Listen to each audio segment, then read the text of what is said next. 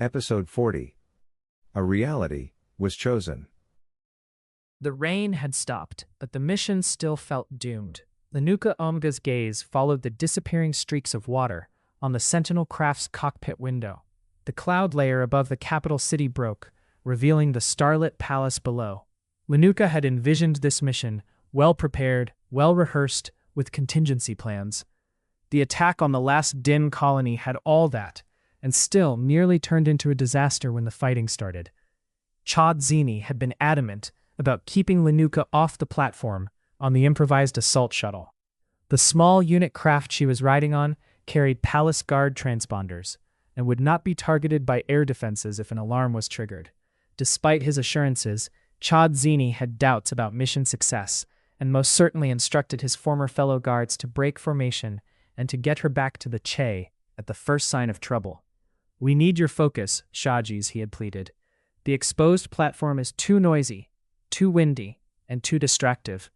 He wasn't wrong, but it forced her to ride with strangers. The royal guards Chadzini had recruited were even more reverend than the Marines. This group had kneeled before her, like they had for her late mother, customary after Saya Omga fulfilled the Shah Jetsam and ascended to godlike status. Revered Shajis this, revered Shajis that. Linuka didn't trust them, not like the Marines who readied for the ground assault a few ship-length away, braving the chilling air on the shuttle's open platform.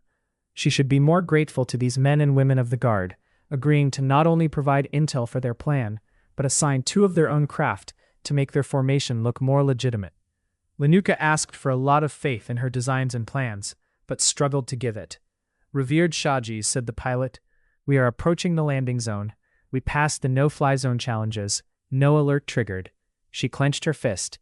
No time to beat herself up about lack of faith. She nodded gently. "Thank you." She forgot the call sign of the pilot. "Very much. Focus." This mission felt like taking the worst out of the Telchi Canyon drop and faking their way into the Levy fleet, but without the preparation. Her abilities had supported these assaults, augmented the Marines' training and abilities. Here, everything relied on her way of bending the multiverse. Linuka inhaled sharply, hissing, lungs almost bursting. The slow release dulled her senses, made way for the vague suggestions of alternate worlds coming into focus, branching before her mind, tricking her eyes into seeing what else could be. The plans Chadzini brought, Linuka's childhood memories, her tutor's tales of the palace, all coming together into a picture with distorted depth, the human mind's shortcut to perceiving time as a place. The framing of the picture was fuzzy, confusing, flashing in motion, the myriad of fringe realities vying for her attention. The center was clear and personal. Vrisheni Omga. Linuka had met the girl only once. She held her hand, their world lines touched and tangled. Vrisheni would be Linuka's projector for a reality of a smooth operation, an easy victory, an effortless freeing of her last kin. Vrisheni observed their four craft approaching with surprising clarity. She had to be in a windowed room facing the water gardens. Her emotions ran from calm to panicked, but all of her were there. "She's in." Speaking out loud into the one reality took effort. "Water Garden Hall." "Yes, revered Shaji," said the pilot. "Updated landing zone. Water Gardens, hall entrance." Some conversation followed. Call signs, orders, but Linuka's mind got swept away once more. She focused on a calm Vrisheni. None of the calm Vrishenis ventured outside. They have to storm the hall to get to her. Most Vrishenis got ordered to follow someone, got ordered to their secure quarters. The voices differed, some composed and short, others were pleading and tense. "We should go to your secure quarters, my Shajis." There it was, the aloofness, the superiority unused to challenge, the unplanned. Vra Pami, assembly member.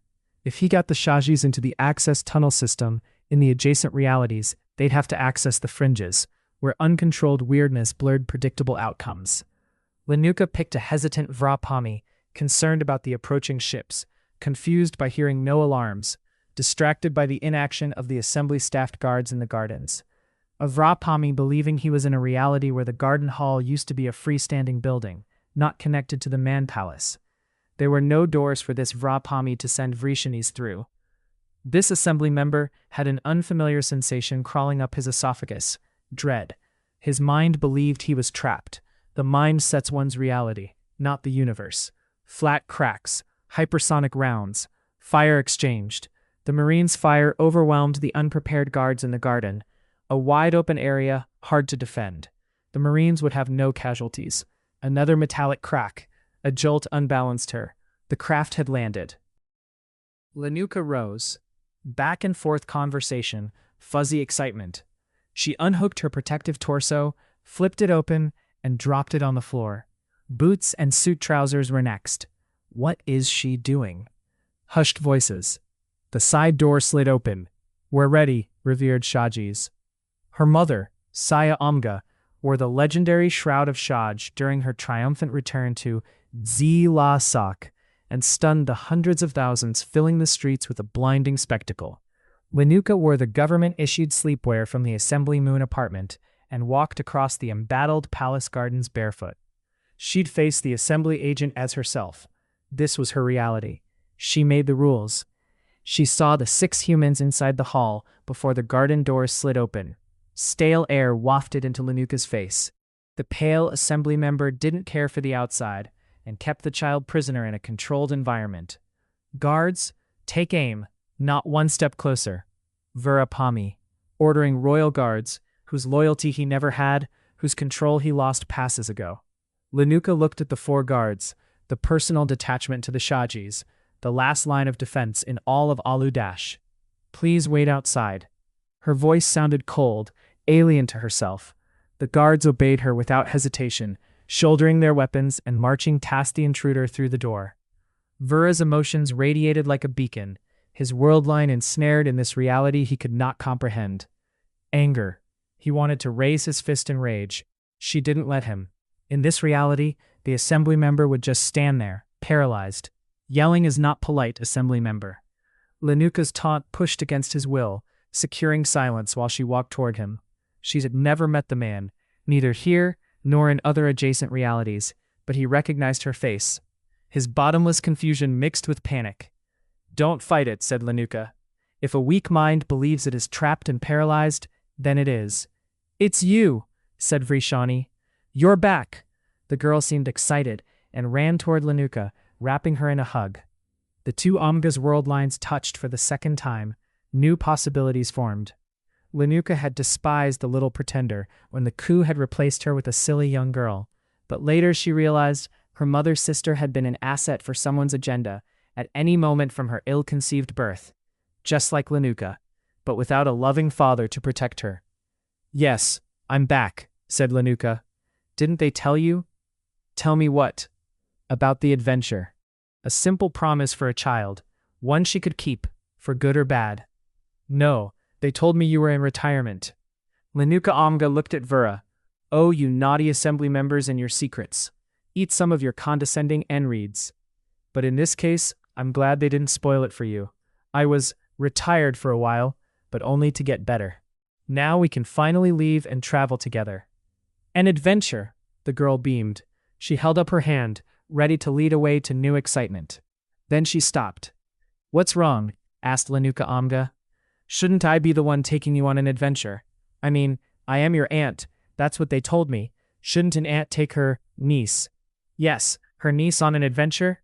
Linuka Omga wrinkled her forehead, then smiled back. I think you're right, but people would think it's strange if they saw us on our adventure. Most people's aunts are older than they are themselves.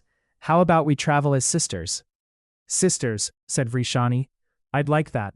She took her hand, and they left for the gardens. Reaching the doorframe, Linuka turned around and gave Vera an icy stare.